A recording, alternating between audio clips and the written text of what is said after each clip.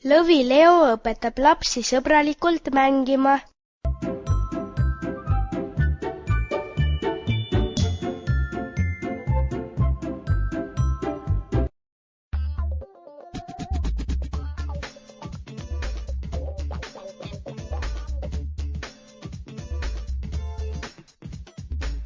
Nii kole loss, nii titekas.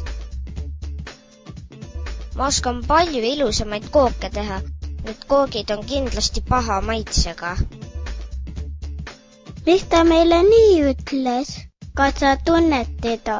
Ta tuli täna esimest päeva meie mänguväljakule ja on terve päeva kõiki kiusanud.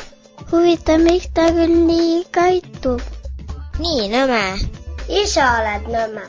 Näita, millist lossi sina siis ehitada oskad? Ma ei kavatsegi tittedega mängida.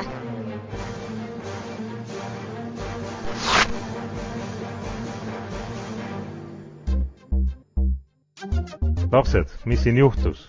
Kes sina oled? Mina olen Lõvi Leo. Olen ühteaegu lõvipoiss ja politseinik. Aitan nii nõu kui ka jõuga kõiki neid, kellel abi vaja. See tüdruk lõhkus meie ilusa liivalossi ära. Ja ta ütles, et me oleme titekad. Ta on ülbe ka. Ja ütleb meie liivakohviku kohta pahasti. Aga tema tahtis mind lüüa. Miks sa siis lõhud meie asju? Teil on nii nõmedad asjad, sellepärast ma lõhungi. Vot sellepärast ma siis löön ka. Rahu nüüd. Arutame selle olukorra rahulikult koos läbi ja vaatame, kas saaks sõbralikult koos ka. No olgu. Löömisest pole kunagi abi. On küll. Siis ma saan seda, mida tahan. Aga mis siis sellest lapsest saab, keda sa lõid? Ta hakkab mind kartma ja ei lõhu enam minu asju. Aga teine laps võib ju haiget saada. Kindlasti ja mõnikord isegi tõsiselt viga saada. Veronika, mida sina arvad?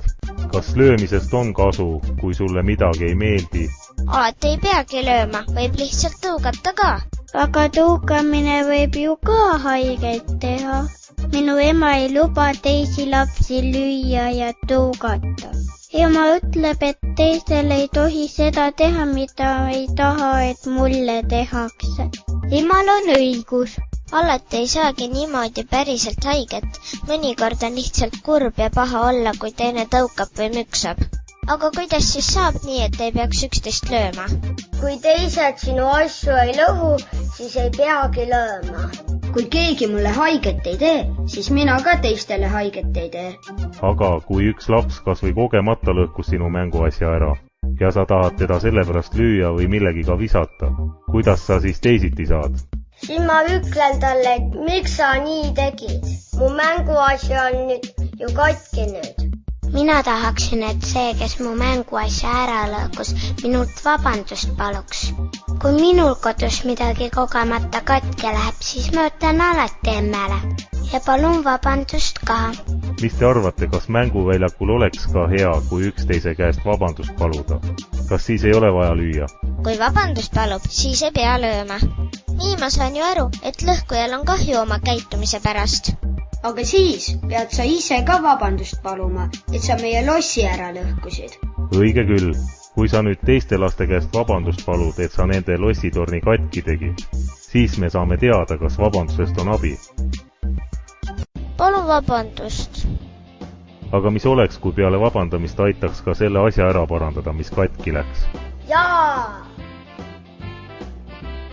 Näete, paneme selle pulgakommi pulga siia lossitorni lipumastiks. Siis on uhke. Sõbralikult koos on ju palju toredam mängida. On küll!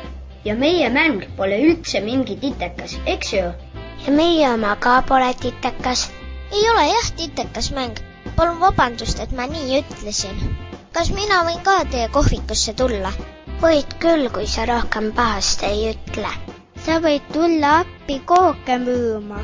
Tegelikult ma ei tahagi lüüa ja pahasti öelda teistele.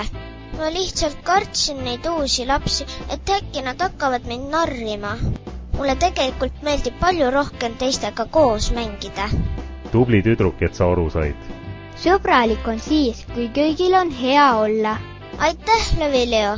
Tundub, et minu abist oli kasu. pean nüüd minema sõbralikku mängimist teile.